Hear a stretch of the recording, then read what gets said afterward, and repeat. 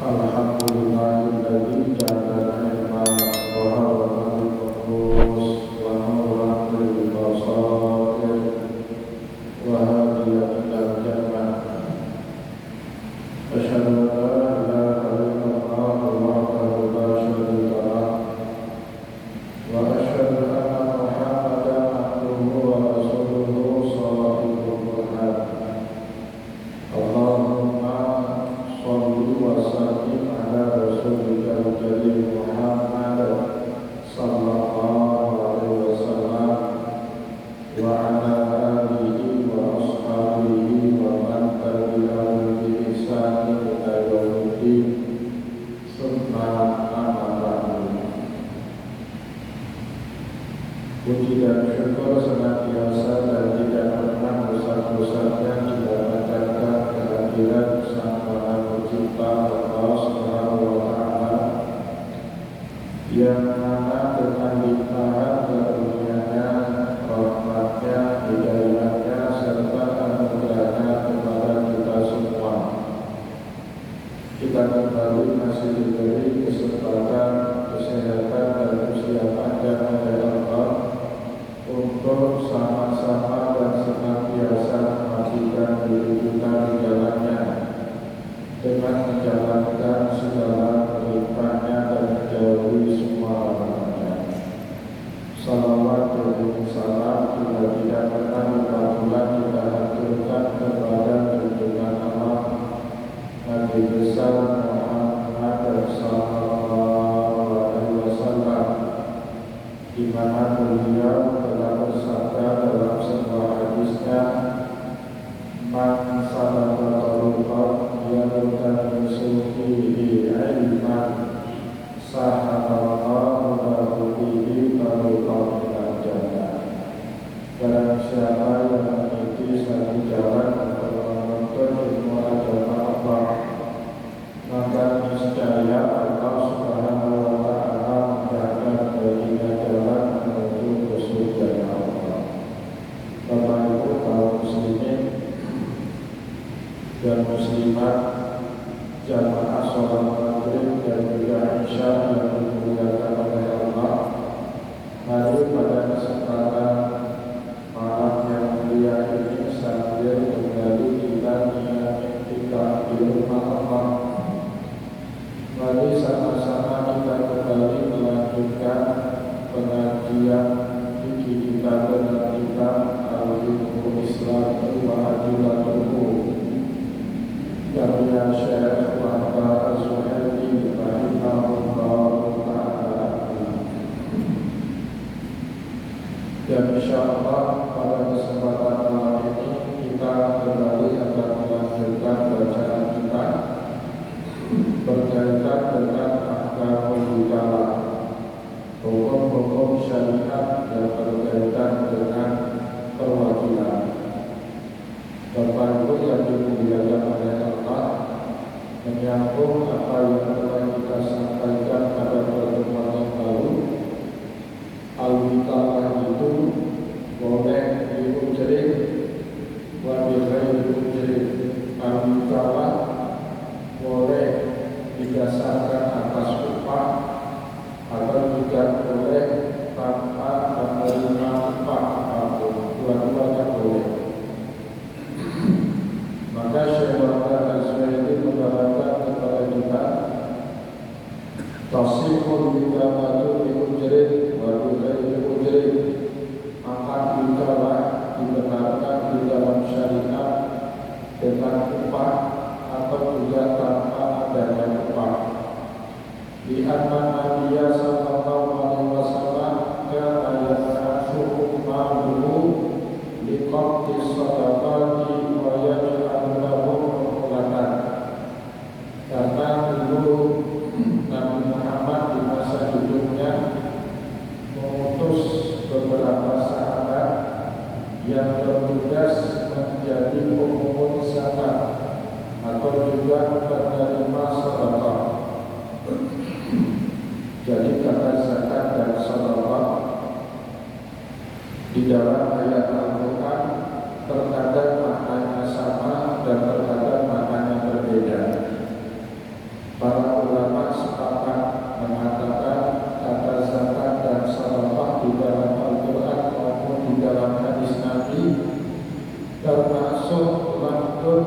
ijtama'a iftaraqa wa idza iftaraqa ijtama'a. Sebuah lafaz jika tersebut dalam satu ayat, maka kedua lafaz itu maknanya berbeda. Tapi kalau hanya tersebut satu saja dari dua kata tadi, maka maknanya sama. Contoh dalam surat Al-Baqarah ayat 60, Allah hanya menyebut kata sadaqah. Innama sadaqatu lil fuqara'i wal masakin wal amilina 'alaiha dan seterusnya. Maka kata sadaqah di dalam ayat itu semakna dengan zakat. Kenapa? Karena ketika Allah menyebut salah satu dari dua kata itu dalam satu ayat, maka maknanya sama dengan kata yang lain. Kecuali dalam satu ayat ada kata sadaqah, ada kata zakat, maka maknanya beda. Zakat, apa yang membedakan zakat dengan sadaqah? Hanya pada status hukumnya saja. Zakat hukumnya wajib, sadaqah hukumnya sunnah. Baik zakat maupun sedekah sudah ditentukan oleh Allah siapa mereka yang berhak untuk menerimanya, atau yang sering disebut dengan masalah istamaniyah, 8 kelompok yang berhak baik menerima zakat dan juga menerima sedekah. Maka Allah Subhanahu wa taala sebut dalam surat At-Taubah ayat 60, Innama sadaqatu lil fuqara wal masakin wal amilina 'alaiha wal mu'allafati qulubuhum wa fil riqabi wal gharimina wa fi sabilillahi wa bani sabil. 8 kelompok. Berbeda dengan infak. Kalau infak hukumnya sama dengan sedekah, sama-sama sunnah. Bedanya apa? Bedanya kalau sedekah sudah ditentukan peruntukannya kepada siapa saja, sedangkan infak peruntukannya bebas. Tidak pernah Allah Subhanahu wa taala peruntukan infak itu kepada kelompok tertentu tanpa kelompok yang lain. Di situ letak bedanya. Maka dulu Bapak Ibu yang dimuliakan oleh Allah, diterangkan kepada kita oleh Syekh Muhammad Az-Zuhaili di anak Nabi sallallahu alaihi wasallam karena ia berasal ma'uhu di kampus salafati wa yaj'alu lahu umuratan. Nabi Muhammad telah banyak mengutus para sahabatnya yang bertugas mengumpulkan zakat dan menerima sedekah, wa yaj'alu lahu umuratan, dan Rasulullah sallallahu alaihi wasallam memberikan mereka upah karena telah mewakili Rasulullah sallallahu alaihi wasallam untuk memohon dan mengutip zakat maupun sedekah.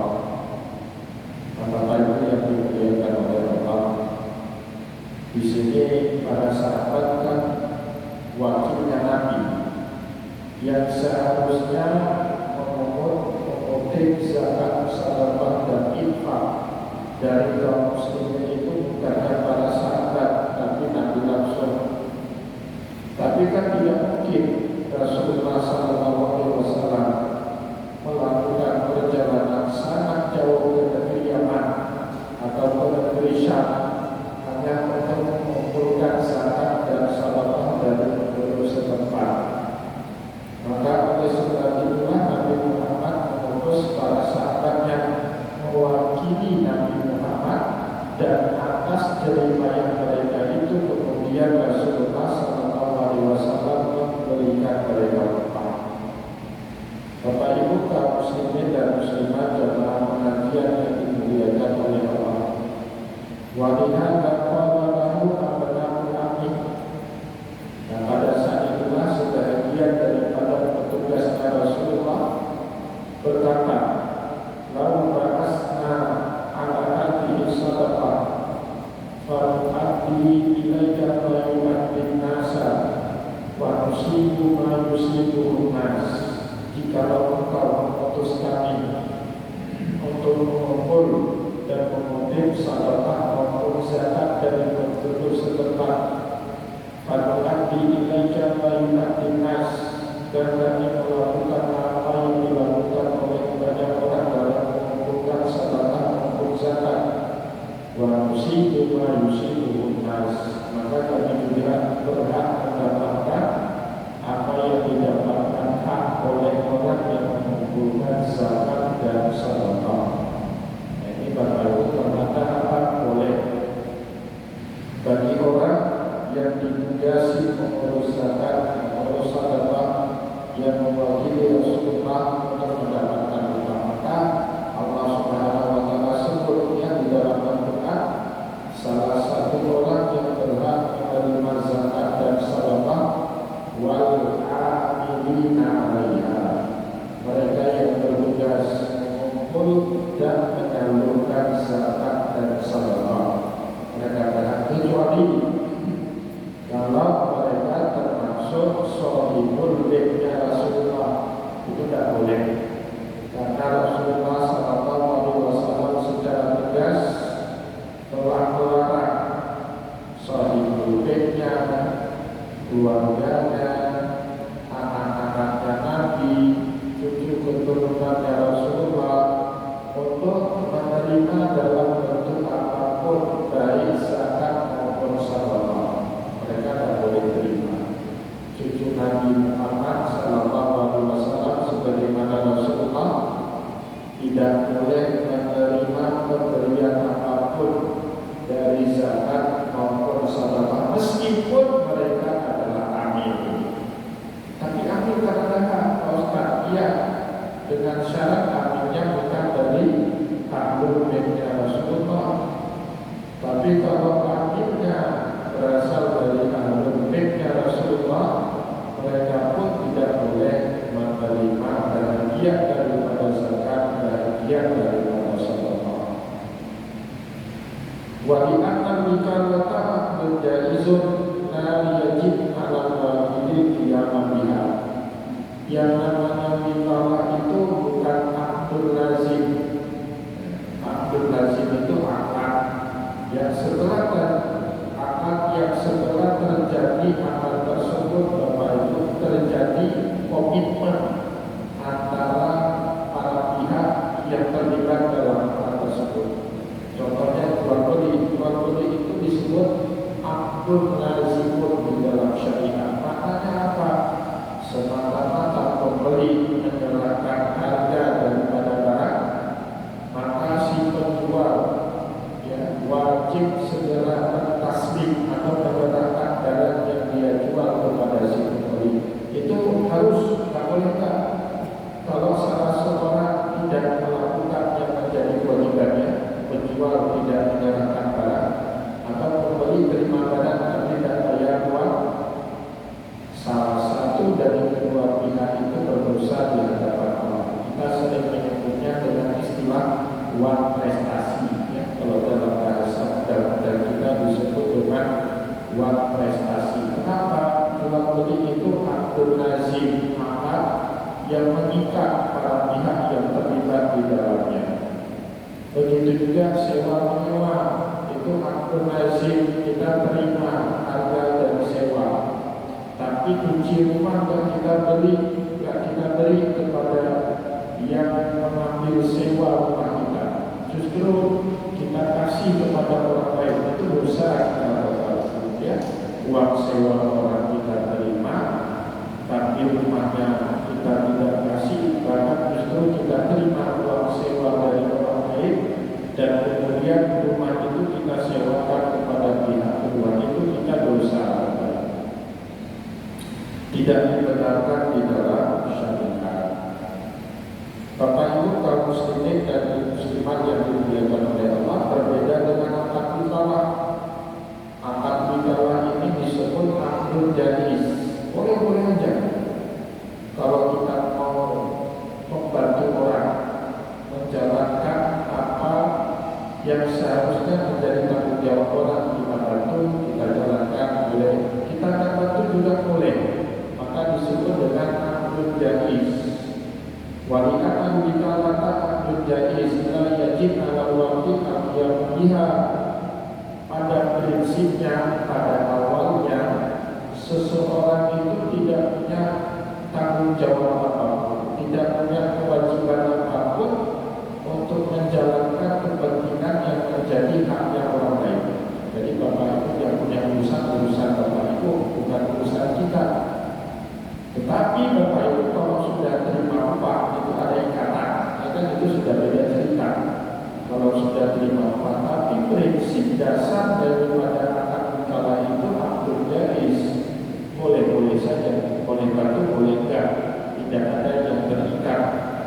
Mentang-mentang kita bantu kemudian menjadi terikat dengan orang tersebut, tidak. Satu-satunya yang membuat kita terikat dengan orang yang memberikan kita mandat itu apa? Upah. Kalau sekarang namanya kontrak, sudah ada kontrak kesepakatan, itu yang membuat masing-masing punya hak dan tanggung jawab. Fayajuzu akhdhu ujratu fiha, maka boleh Bapak Ibu di dalam syariat kita meminta upah atau mengambil upah saat kita mewakili kepentingan orang lain. Kita minta sedikit ongkos jerih payah karena sudah kita lakukan apa yang seharusnya menjadi tanggung jawab orang lain. Maka seperti yang sudah kita sampaikan pada pertemuan yang lalu, akad nikah ini Bapak Ibu masuk dua bahagian. Dia terkadang masuk akad baru, akad komersil, dan di lain waktu dia boleh juga menjadi akad diwadin, akad komersil, boleh jadi upah di sini. Sama seperti wadihah, nitip barang. Dia terkadang Bapak Ibu akad baru, akad non komersil untuk bagi orang lain. Tetapi di lain pihak kita yang menerima titipan orang, boleh kita ambil upah atas jasa kita yang telah menjaga barang orang tersebut. Contohnya apa? Parkiran itu akadnya di dalam syariat menggunakan wadihah.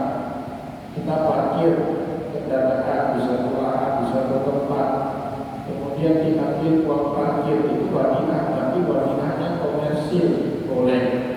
Karena baik wadihah maupun wikalah terkadang dia akad komersil, tetapi di lain waktu dia juga bisa menjadi akad komersil.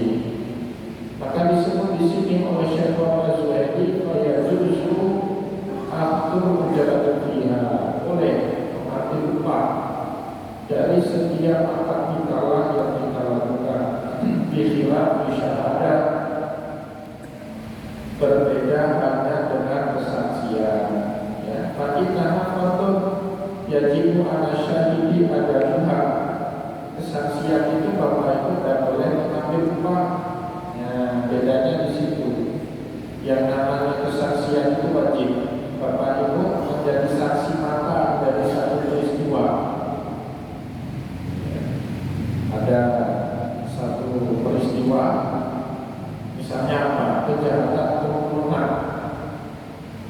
Kemudian tertuduh orang lain yang tidak bersalah. Sedangkan kita tahu sebagai saksi mata yang membunuh bukan si B, tetapi si pembunuh yang sebenarnya adalah si A. Kita saksi mata. Kita diminta sama si B untuk bersaksi. Itu Bapak Ibu dalam syariat dan boleh minta upah. Kecuali kalau tempatnya jauh. Ya, diminta untuk hadir di pengadilan misalnya di Jakarta, jauh. Kita tidak punya biaya, itu boleh. Tetapi tidak boleh upahnya itu atas kesaksian kita, tidak boleh. Upah itu hanya untuk transportasi, akomodasi, itu boleh. Yang namanya kesaksian itu wajib untuk kita tunaikan jika kita mengetahui fakta yang sesungguhnya. Maka Allah Subhanahu wa Ta'ala kan bilang dalam Al-Quran, ya ibadina amanu la ta'kulu amwalakum bainakum bil batili wa tudlu biha ilal hukam litakulu fariqan min amwalin nas. Wahai orang-orang yang beriman, janganlah sekali-kali makan harta orang lain secara zalim, termasuk juga dengan memberikan kesaksian-kesaksian palsu untuk menyembuh hati agar condong dan tidak condong kepada pihak yang lain itu dilarang di dalam agama.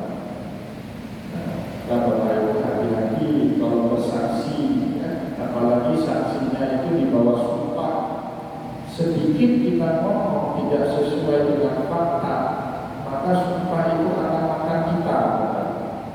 Kalau nggak kita, anak kita. Kalau nggak anak kita, keluarga kita. Itu pasti kena. Coba lihat orang yang naik-naik dengan kesaksian itu hidupnya memang nggak sekarang, tapi pasti Bapak Ibu suatu waktu kesaksian dusta dia itu akan kembali dalam bentuk lain yang membuat dirinya itu kena musibah bertubi-tubi. Nah, maka disebabkan oleh itu di dalam syariat yang namanya kesaksian itu tidak boleh kita minta upah. Fa'inah fardun yajibu ala syahid ada upah. Kesaksian itu fardun, wajib. Maka wajiblah bagi orang yang tahu tentang suatu peristiwa jika diminta untuk memberikan kesaksiannya di hadapan hakimnya, itu al-wikalah bil-ujri, akan wikalah komersil. Fa'in kana al-wikalah itu bil-ghairi ujratin fahiya ma'rufun minal wakil. Kalau terjadi satu akad wikalah bil-ghairi ujratin, tanpa ada upah, tanpa ada tarif, tanpa ada ongkos, fahiya ma'rufun minal wakil, itu perbuatan ma'ruf, perbuatan baik. Kan kita disuruh dalam agama amal ma'ruf dan juga nahi munkar. Berarti pahalanya besar sekali. Kita mau biasanya kan kalau di kampung apa yang paling sering terjadi di kampung itu Bapak Ibu kunci, temui kampung, kepala dusun, Tuhan berkampung, biasanya diminta sama warganya, kita bantu. Teguh, bertolong mewakil dia, ada lo tidak mengawin berkurang yang di TV, pergi orang kampung Pak pergi ke sini. Kadang-kadang kita tak ada upahnya, ya tak ada kasih duit, pergi, kan butuh minyak itu pergi, ya. Antar dana baru dia mewakil atau jadi selaki, itu Tuhan kampung kunci Tuhan kepala dusun pergi Bapak Ibu. Sekarang alhamdulillah gaji kecil lumayan, UMR, ya gaji kecil UMR, ya alhamdulillah. Maka kami orang minat dari kecil. Saya pun kalau sudah pensiun kayaknya mau juga dari kecil. Gapanya dulu Bapak kecil gaji seadanya. Kalau sekarang di Banda Aceh, alhamdulillah sekali gaji UMR, dikasih kendaraan dinas, punya kantor, kelola anggaran lebih kurang 1 miliar per tahun. Keren sekali kecil, lebih hebat kecil daripada Pak Camat di zaman kita sekarang. Alhamdulillah. Nah, kalau beliau mewakili kepentingan dari Saudul Hajat dengan upah boleh, misalnya dikasih mau Pak Kecil nampeng JPP bahasa boleh terima, bisa. Oh Pak Kecil juga tidak dikasih apa-apa, berarti itu amal ma'ruf, termasuk dari perintah Allah wa ta'awanu 'alal birri wat taqwa wa la ta'awanu 'alal itsmi wal 'udwan. Tolong-tolonglah kita dalam perbuatan takwa dan kebaikan dengan minta Allah. Nah sebab itu Bapak Ibu Syekh Muhammad Zuhairi mengatakan fa'inkan al-wika latu bidai ujratin fahiyya ma'rufun minal wakil. Kalau terjadi akad wikalah, ada orang mengasih mandat kepada kita untuk melakukan apa yang menjadi kepentingan mereka, tapi tidak kasih upah, fahiyya ma'rufun minal wakil, itu perbuatan ma'ruf, perbuatan baik yang dilakukan oleh seseorang yang mendapatkan mandat. Wa idza kana al-wikalatu bi ujrin ay yaj'alu hukmahu ijarah. ketika seseorang melakukan satu akad wikalah dengan upah, ia ja'alu, yaitu ada tarif, ya. Di sini sebenarnya nanti perbedaan para ulama. Apakah yang dimaksud upah itu bertarif atau tanpa bertarif? Contoh ini Bapak, ada sebagian ulama mengatakan baru dikatakan upah itu kalau dia ada tarifnya. Misalnya kita minta orang menjaga rumah kita, untuk jaga rumah, untuk merawat rumah kita, untuk membersihkan rumah kita. Tiap bulan dia minta upah, ojek menjaga rumah, berbelih rumah. Tapi bayi di bulan 1,5 itu kan tarif, dia apa? Tarif itu ada patokan. Sebagian ulama mengatakan al-wikalah diujrin itu maknanya kalau ujaran atau upahnya itu dipatok dengan tarif tertentu, itu baru masuk dalam kategori wikalah komersil karena dipatok. Misalnya kita punya toko memperkerjakan orang, itu kan ada tarif, ya UMR lah bahasanya, sekarang upah minimum regional. Ada sebagian ulama mengatakan itu baru namanya al-wikalah diujrin, wikalah komersil. Tetapi kalau dikasih tanpa tarif itu belum dikatakan wikalah diujrin. Ya, ada sebagian ulama mengatakan itu. Misalnya kayak kerja sosial di kampung, Bapak Ibu, tentu diminta sama sohibul hajat untuk pergi merakit buat anak beliau, pergilah ke kampung. Itu kan nggak pakai tarif, ada tarif. Nah, ya, itu bukan berarti kerja, tapi kembali kita ada seperti itu. Kalau seperti itu kaya itu dibutuhkan. Ada tarif, Bapak Ibu. Pergi beliau, pulang biasanya beberapa tahun. Harganya nominalnya terserah kepada sohibul hajat. Kadang-kadang kalau sohibul hajatnya ada rezeki dapat banyak, kalau sohibul hajatnya dari kalangan orang yang kurang berada, bahkan modal juga kembali.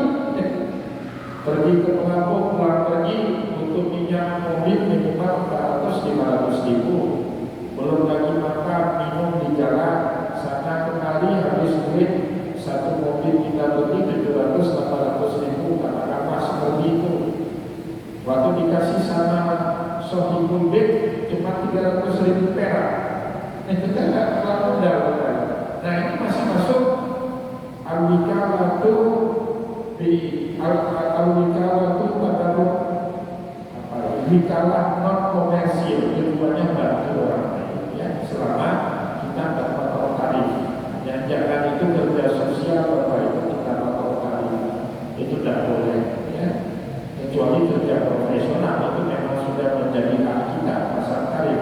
Maka selama ini kita wajibkan al-wikalah diujrin ayyajaluha hukum ijarah. Kalau kita melakukan satu akad wikalah diujrin dengan komersil, dengan upah, yang dimaksud dengan upah di sini kalau yang ayyajaluha kita pasang tarif. Nah, jadi sudah kerja profesional itu. Hukum ijarah, maka hukumnya sama seperti sewa menyewa. Sewa menyewa terhadap barang, terhadap benda disebut dengan sewa menyewa barang. Sewa menyewa terhadap jasa orang lain, terhadap keringat orang lain kita disebut dengan sewa menyewa jasa. Ya, dan kita bayar waktu orang, tenaga orang, keringat orang. Itu berlaku sabda Nabi Muhammad, "Qul ajira ujrahu qabla ayyajifa irqahu." Berikanlah upah orang yang telah melakukan pekerjaan yang kalian minta untuk dikerjakan sama mereka sebelum keringatnya kering. Jadi tak boleh menunda-nunda gaji orang. Kalau sudah awal bulan sebagaimana kesepakatan bayar, karena dia sudah melakukan apa yang menjadi tanggung jawab dia. Fayastahiqu al-wakil al-jumlah bitaslimin ma kana mimma yumkinu taslimahu kasawin muhituhu, maka al-wakil, orang yang menjalankan mandat kita itu, yastahik, berhak terhadap upah ditaslimin mawakala fihi, terhadap suatu pekerjaan yang telah diamanahkan kepada dirinya, ilan wakili, dan orang yang memberikan mandat itu puas terhadap hasil kerjanya, ikana mimma yumkinu taslimuhu kasawin muhitu, seperti misalnya ada orang meminta, tolong jahitkan baju saya sebentar. Kita nggak bisa jahit baju, tapi kita bisa upah orang untuk menjahit baju. Nah, ketika orang itu diupah dan orang itu berhasil menjahit baju pada waktu sesuai dengan janji, seperti motif dan pola yang kita minta, nah, maka orang itu berhak untuk mendapatkan upah. Famata sama kamu kita kapanpun dia berhasil menyerahkan baju yang dijahitnya kepada orang yang memberikan mandat, falahul ajru, maka orang tersebut berhak ketika itu untuk mendapatkan sejumlah upah atas jerih payahnya tersebut. Wa in waqala fi bai'in aw syira'in aw hajjin istahaqal ujrah. Begitu juga ketika ada seseorang yang mewakilkan kepentingan dia kepada orang lain dalam berbagai aktivitas muamalah. Di sini dicontohkan fi bai'in, dalam jual barang aw syira'in, atau membeli barang, jual beli barangnya, buy and selling, jual beli barang. Kita nggak bisa beli sendiri, kita bantu sama orang, atau kita nggak bisa menjual barang kita, tolong bantu orang lain. Kalau bahasa sekarang reseller istilahnya, ada reseller menjualkan barangnya bukan milik dia, dia tugasnya sebagai perpanjangan tangan si pemilik barang untuk menjual barang itu, yaitu dikalah itu Bapak di dalam fikihnya. Al haji, atau bahkan dalam ibadah sekalipun, selama ibadahnya khairul makhluk, itu sudah kita bahas ya pada pertemuan yang lalu. Yang namanya wikalah itu Bapak Ibu boleh dalam makna yang luas, bukan hanya dalam muamalah, bahkan dalam ibadah pun boleh kita minta bantu untuk diwakilkan kepada orang lain, dengan syarat selama ibadahnya itu bukan ibadah mahdoh. Ibadah mahdoh itu apa maksudnya? Ibadah yang dalam pengerjaannya itu hanya butuh fisik, tidak ada uang. Itu tidak boleh diganti sama siapapun. Contohnya ibadah sholat tidak boleh diganti sama siapapun. Ibadah puasa, kalau nggak mampu tidak boleh diganti sama siapapun. Kalau memang usul betul-betul usul sepuh maratul muslim sakit yang menahun, maka gantinya dia. Kalau karena sekedar sakit 1-2 hari atau dalam perjalanan safar jauh, maka gantinya total selepas bulan Ramadan. Tidak boleh orang lain mengerjakan puasa kita. Tetapi kalau ibadahnya khairul mahdoh seperti zakat, boleh Bapak Ibu diwakilkan sama orang. Anak membayarkan zakat orang tuanya, boleh. Atau tetangga membantu bayarkan zakat tetangga yang tidak mampu di sebelah rumahnya, boleh. Atau di sini dikasih contoh al-hajjir istahaqal ujrah, atau seperti mewakilkan haji kepada orang lain. Nah, khusus haji namanya badal. Kita menyebutnya dengan istilah badal haji. Ada orang Bapak Ibu sudah meninggal dunia, dulu waktu masih hidup punya uang, tapi tidak sempat pergi ke tanah suci. Nah, maka itu Bapak Ibu boleh hajinya dibadalkan sama orang lain. Atau belum meninggal dunia, mau naik haji, tapi sudah sangat uzur, usianya sudah 90 tahun, kena stroke, tidak mungkin lagi berangkat haji. Maka hajinya ini boleh diwakilkan kepada orang lain. Kenapa haji zakat boleh? Sholat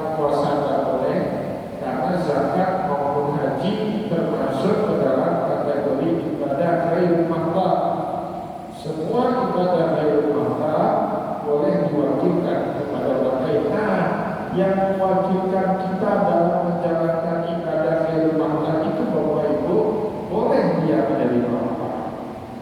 Karena sih Bapak Ibu, kalau zakat mungkin jarang kita dengar ada orang yang menunaikan zakat orang lain kecuali keluarga, anak menunaikan zakat orang tuanya kecuali itu. Tapi pada haji kan sering kita dengar orang yang membatalkan haji mendapatkan upah. Boleh nggak upah itu? Halal nggak upah itu? Menurut hukum syariat di dalam Al-Quran, yang namanya orang mendapatkan mandat untuk mewakilkan ibadah haji dari orang lain berhak untuk menerima upah tersebut tidak adillahu setelah dia berhasil menuntaskan semua prosesi pelaksanaan ibadah haji atau prosesi transaksi jual beli jika makalahnya itu dalam transaksi jual beli. Wa in lam yakmin asaratu fil baik, meskipun di dalam jual beli terkadang harga daripada belum diterima. Ada kan transaksi baikun bidai, jual beli dengan utang, atau baikun ditaksir, jual beli dengan kredit dengan cara cicil. Sepakat para ulama boleh jual beli dengan kredit dengan cicil barang itu, sepakat para ulama kebolehannya. Kenapa? Karena boleh jadi dengan jual beli cash, sebenarnya dengan uang itu si penjual bisa menggunakan untuk membeli barang yang lain, dia utang uangnya. Tapi karena dia menjualnya dengan cicil, maka dia tidak bisa mendapatkan uang seketika dalam jumlah yang besar. Karena barang itu dicicil pelunasannya, maka si penjual ini berhak untuk mendapatkan laba lebih, kompensasi terhadap waktu pelunasan yang diperpanjang. Kan jual beli cicil itu waktunya yang diperpanjang, waktu pelunasan. Kalau cash ada barang, ada harga, itu cash. Tapi kan dari semua kita punya duit cash seperti itu. Kita gaji 5 juta, 3 juta untuk kebutuhan sehari-hari, sisa 2 juta. Pengen beli handphone 10 juta misalnya, bisa kita beli itu, tapi tidak dengan cash. Kalau nyicil 1 juta selama 10 bulan bisa beli habis. Nah, maka jual beli taksir atau jual beli kredit dibenarkan oleh para ulama. Yang dibenarkan bahkan penjual dibenarkan juga untuk menerima untuk beli sebagai kompensasi waktu pembayaran yang lebih panjang. Nah, Bapak Ibu yang dimuliakan oleh Allah, saat kita menyikalahkan akan jual beli itu kepada orang lain, harganya belum diterima karena tadi jual beli kredit misalnya. Apakah yang mewakilkan kita dalam transaksi atau penjual barang itu tidak berhak menerima upah? Berhak, Bapak. Yang penting kan sudah terjual barangnya. Metode pembayaran dari barang itu boleh cash, boleh kredit. Nah, maka disebut di dalam kitab fikih Islam wadilahu wa illam yakmin as-sama'u fil baik. Maka si yang mewakilkan kepentingan orang lain itu sudah berhak menerima upah, meskipun harga barangnya belum lunas dibayar. Kenapa? Karena lazimnya dalam jual beli transaksi dengan cash atau transaksi dengan cara kredit, dua-duanya digunakan di dalam syariat. Selanjutnya Bapak Ibu, masih ada waktu? Masih belum azan? Sudah azan? Baik, kalau sudah azan kita cukupkan terlebih dahulu bacaan kita pada kesempatan malam ini, ya. Moga-moga Bapak Ibu yang dimuliakan oleh Allah, dengan apa yang telah kita sampaikan tadi dapat bermanfaat ya bagi kita semua, dan juga bisa kita